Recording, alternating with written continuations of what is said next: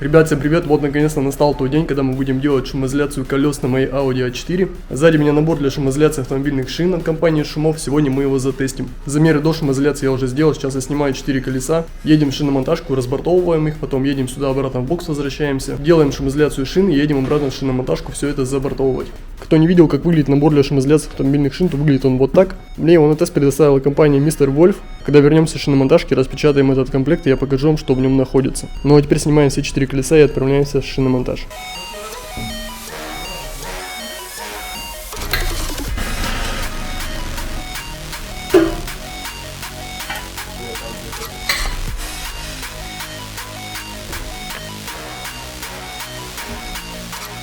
Ну что, ребят, все 4 колеса я снял, машина остается висеть вот в таком состоянии. Вот колеса, резина вся абсолютно новая, на ней пробег около 3000 километров. Здесь у нас заводской домкрат и подставка.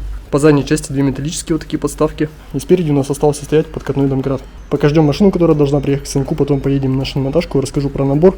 Вот такая коробка, в ней у нас получается 20 вот таких пластинок. Это пенополиуретан, шумопоглощающий материал. Но он необычный, это не герметон и не абсорбер от шумов. У него такой же влагостойкий клей, как у герметона 15, но он полегче, чем герметон на 15. Поэтому полностью зашумленная покрышка таким материалом прибавляет не больше 100 грамм. Далее, в чем еще отличие, этот материал морозостойкий, то есть при минусовых температурах он сохраняет свою пластичность. Герметон же при минусовых температурах просто застывает и становится жестким, что еще входит в состав этого комплекта. Наклейка Шумов, вот такой обезжириватель. Также в набор входит вот такой праймер, он нужен для того, чтобы материал лучше держался. И вот такой прикаточный ролик Шумов шириной 30 мм. Все, колеса загрузили, выезжаем в шиномонтажку. Мы снова в боксе, все 4 колеса разбортовали. Вот такие у нас колеса, резина Nokia на размер 225 на 50 R17. Этот комплект рассчитан на покрышки размерностью до 245 на 55 R20. Сначала мы обезжириваем внутреннюю поверхность покрышки. Вот такой состав, разделим его на 4 части, чтобы хватило ровно на 4 колеса, и обезжирим внутреннюю часть. А затем при помощи кисточки нанесем праймер, также разделим его на 4 части, чтобы получилось равное количество на все 4 покрышки. И затем уже будем монтировать шумопоглощающий материал. Покрышки у нас практически новые, поэтому внутри ничего вычищать не нужно, просто обезжириваем.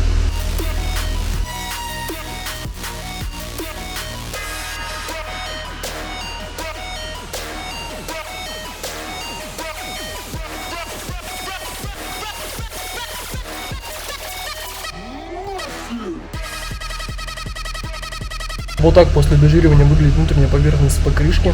Теперь берем кисточку и наносим праймер. На всякий случай одену перчатки, чтобы руки не разъело. Говорят, второй состав очень вонючий и очень жесткий. Берем вот такую обычную кисточку и тщательно растираем второй состав внутри покрышки.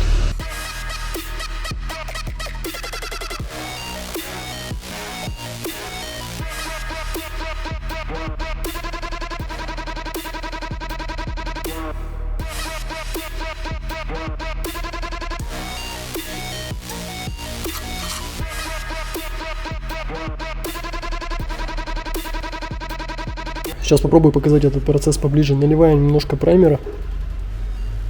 Берем кисть и тщательно все растираем.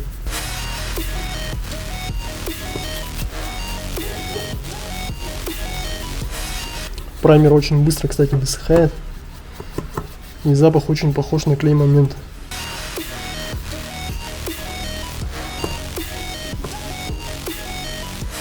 Вот так тщательно все размазываем.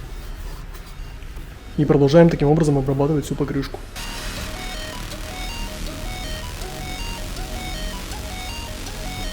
Праймер у нас 5 минут подсыхает, в это время обрабатываем другие покрышки.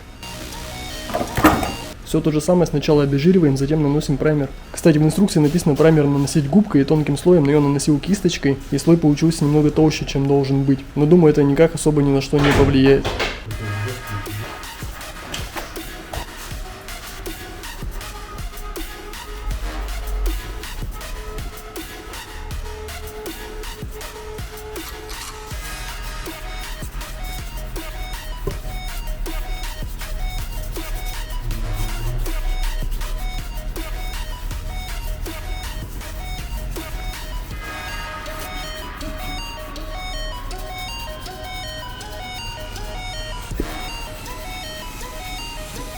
Вторую покрышку обезжирили и нанесли праймер. Теперь покрышку откладываем в сторону. Затем я обрабатываю еще 2 покрышки. Снимать этот процесс я уже не буду, там будет все то же самое. За это время праймер на первой покрышке у нас подсохнет. И будем клеить шумопоглотитель. Кстати, вот так выглядит покрышка после обработки праймером. Поверхность покрышки стала глянцевая. Ребят, все 4 покрышки обработаны праймером. На первой покрышке праймер уже застыл. Выглядит вот так все это. Обезжириватель ушел полностью. А праймера осталось вот такое количество. Весь его наносить я не стал, потому что слой и так получился довольно-таки жирный. Теперь берем наш шумопоглотитель и монтируем его внутрь покрышек. При монтаже растягивать материал, кстати, нельзя, поэтому монтируем аккуратно, последний подрезаем. Кстати, с праймером и с обезжиривателем работать лучше на улице или хотя бы вот в таком помещении, в котором будут открыты ворота. Потому что запах просто нереальный, причем пахнет именно клеем. Ну что, монтируем первый лист. И монтировать материал нужно, конечно же, по центру покрышки.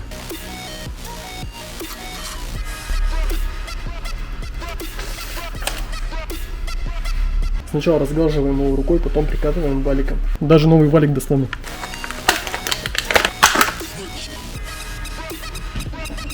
Вот так у нас выглядит первый прикатанный лист. И на камере вот даже с такого угла не сказать, что он смонтирован по центру. Смонтирован он действительно по центру. Доклеиваем остальную часть покрышки.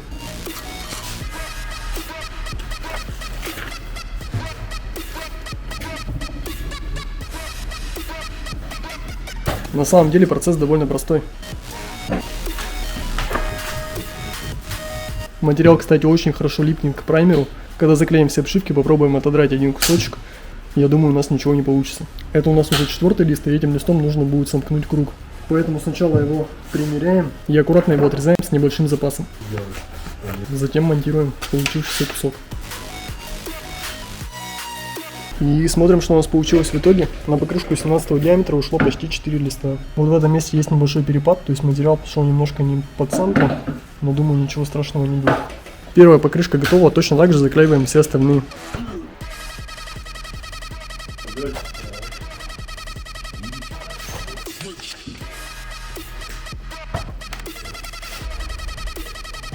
Ну что, ребят, из набора у нас осталось 4 листа материала, и этого, в принципе, достаточно, чтобы зашумить еще запаску. Но, конечно же, хотелось бы обратиться к компании Шумов и предложить им делать несколько таких наборов на разные диаметры колес. Например, от 13 до 15 диаметра, от 16 до 18 диаметра и какой-то еще один комплект на колеса побольше. Чтобы материала так много не оставалось, это считайте 1/5 набора, потому что куда его девать? Но, в принципе, если у вас 5 машин, вы покупаете 4 набора, и на 5-й автомобиль как раз собирается комплект. Но, конечно, если вы живете где-то на Урале, то вам понадобится уже не 4, а 8 комплектов, потому что надо будет еще зашумить зимнюю резину. Поэтому, конечно, будет очень круто, если компания Шумов будет делать такие наборы на разные диаметры покрышек.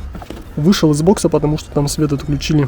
И вот так выглядит зашумленная резина. В принципе, мне нравится, пока все прикольно. Посмотрим, как все это будет балансироваться, и посмотрим, насколько изменится шум. Сейчас поедем на шиномонтажку, а потом уже поедем на замеры. Кстати, обещал попробовать оторвать. Вот пробую отрывать, тяну материал. Сам материал рвется, но не отрывается. Поверхность в том месте, где нанесен праймер, такая прям скользкая, гладкая очень стала. Еще остались вот такие небольшие обрезки. Сейчас проведем небольшой эксперимент. Посмотрим, как он впитывает воду.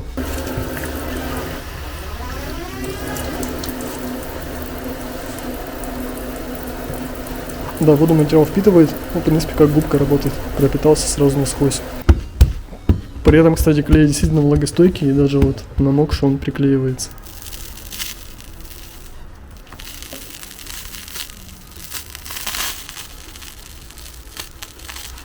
Клей действительно очень хороший. Но будем надеяться, что с компрессора вода в покрышке не попадет, когда будут накачивать покрышки. Войдет. Да ладно, я потом вытру. Не страшно. Чистый коллектор. Че, войдет, нет? Сдави его. Не войдет? На руки. Че, вошло? Был. Это, кстати, Денчик, кто его знает, привет передавайте им. Приехали в шиномонтаж, сейчас пойдем посмотрим, как будут балансироваться колеса. А как она, эта херня потом отпадет внутри на желез? Она не отпадет. Точно? Там праймер специальный. И во-вторых, когда колесо крутится, центробежная сила, то все это прижимает к наружной части колеса. А что, когда говно там все, почему-то оно не прилипает, оно катится по кружке, по крыше? Не, ну так это же Шарик не превращается. не на клей приклеен. Не на клей. Здесь с тобой согласен. Сейчас посмотрим. Там 100 грамм на колесо, короче, прибавляется вес. Прям ночью. Сколько? 25-45. 412 там у нас где-то, ну уже годы ездил. Баланс-то не добавит, у нас же по кругу наклеится. Ну да. Сразу задано. Сейчас тачка вообще не проклеена. Сейчас именно я хочу посмотреть, сколько эффект будет именно вот это. Там проклеить. От шин. Все, пацаны, колеса забортовали, отдал 1390 рублей. Что, какой-то дорогой шиномонтаж выходит. Да? Колеса-то большие. 1390 рублей за 4 колеса, я вообще охерел просто. Все, едем обратно в бокс. Едем обратно в бокс, ставим колеса и едем тестить. Света в боксе нет, поэтому я сейчас быстренько поставлю колеса. По балансировке, кстати, как были колеса до шумоизоляции, так и остались. Повесили, грубо говоря, те же самые грузики на те же самые места. Колеса на месте, едем проверять, что получилось. Ребят, всем еще раз привет. Мы перенеслись на несколько дней вперед. Я вам сейчас расскажу, как делались замеры. Первые замеры до шумоизоляции шины делал утром на хорошей дороге. Выезжал за город и делал 3 замера на скорости 80 км в час, 110 и 130 км в час. А также на плохой дороге со скоростью 110 и 130 км в час. Плохая дорога — это там, где срезан верхний слой асфальта. В общем, вторые замеры я делал уже после шумоизоляции. Ехал, получается, определенное время на определенной скорости, и шумомер показывал разные значения. Я первый раз делал замеры, поэтому не знаю, правильно или неправильно я делал. Ну, в общем, я взял среднее значение, то есть взял минимальную цифру, взял максимальную цифру, которую показывал шумомер, сложил их и разделил пополам. Получилось среднее значение. Почему мы перенеслись на несколько дней вперед? Потому что вторые замеры, которые я делал в тот же день вечером, были некорректны из-за того, что на дорогах было очень много машин. Поэтому сейчас снова время 10 утра, и выезжая на ту же дорогу, делаю те же замеры. Надеюсь, машин на этой дороге сегодня не будет и удастся сделать корректные замеры. Кстати, второй раз, когда делал замеры, пошел еще небольшой дождь, поэтому это тоже могло отразиться на замерах. В общем, не буду вас больше мучить, отправляюсь на замеры, которые вы сейчас увидите. Сначала будет видео с замерами до, потом будет видео с замерами после. Под видео обязательно будет написана скорость, какая дорога плохая или хорошая, и среднее значение шумомера. Но в конце ролика еще расскажу свои ощущения. Забыл еще сказать, что все замеры проводились с выключенной магнитолой и с выключенной печкой.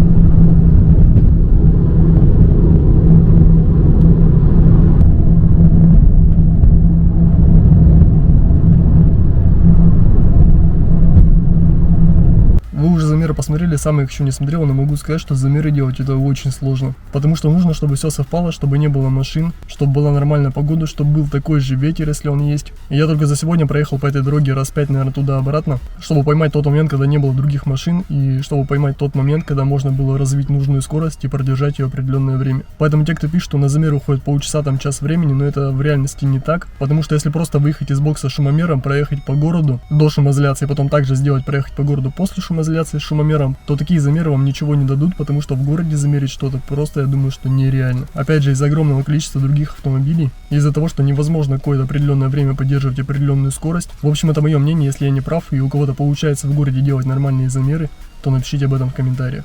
Ребята, это снова я сейчас только что посмотрел замеры. По замерам шум снизился в среднем на 2 дБ, где-то больше, где-то меньше, но тем не менее с одних только шин это очень хороший результат. Кстати, сейчас возил ребенка к родителям, есть еще один момент, который я не учел.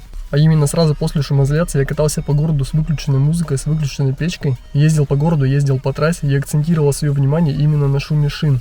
Что теперь, по моему мнению, было неправильно делать. Потому что когда акцентируешь внимание на каком-то конкретном шуме, то начинаешь слышать его. Но когда повез мелко, у меня был включен кондиционер, была включена музыка. Музыка была включена, соответственно, не громко, а просто играла на фоне. В общем, музыка, думаю, играла с такой же громкостью, как и слушает большинство водителей за рулем. И на фоне всего этого я заметил, что шум от колес действительно снизился. И я не скажу, что он снизился очень значительно, хотя 2 дБ это приличная величина, и 3 дБ означает снижение шума в 2 раза. Но на слух, конечно же, я думаю, это все равно немножко по-другому воспринимается. Точно не в 2 раза. Тем не менее, шум от покрышек заметно снизился именно на хорошем асфальте. Что касается крупного асфальта и того участка, где асфальт был срезан, на тех участках именно на слух ничего не изменилось. Но опять же, это только на слух. По шумомеру снижение составило также порядка 2 дБ. Подведем небольшой итог. После шумоизоляции шины изначально мне показалось, что шум снизился незначительно. После того, как внимание акцентировать я на нем перестал, стал ездить как обычно, с включенной музыкой, с включенным кондиционером. Вот тогда стало заметно, что шум от покрышек действительно снизился. Позавчера буквально был у дилера в Екатеринбурге, там разговаривал с менеджером, рассказал о своих ощущениях от шумоизоляции шин. И мы пришли к выводу, что чем ниже профиль, тем лучше работает шумопоглотитель. Потому что объема воздуха в низкопрофильной резине меньше, шумопоглотитель заполняет большую площадь и таким образом лучше работает. Поэтому если вы делали себе или клиентам оказывали подобные услуги по шумоизоляции шин, то обязательно напишите в комментариях, на какой именно резине вы это делали, укажите полностью ее размер и напишите, какой получился в итоге эффект. Причем неважно, какими материалами вы это делали, шумов вы использовали или просто какой-то поролон. Также про материалы напишите в комментариях, потому что очень интересно, какой именно у вас получился эффект от шумоизоляции шин. Вот такой получился выпуск. Лично у меня он отнял огромное количество времени, потому что делать качественные замеры до и после шумоизоляции действительно непросто. Сейчас я еще сюда вставлю минутное видео, в котором я рассказываю свои ощущения непосредственно после шумоизоляции, которые я записал в тот же день, в тот же вечер, и будем прощаться.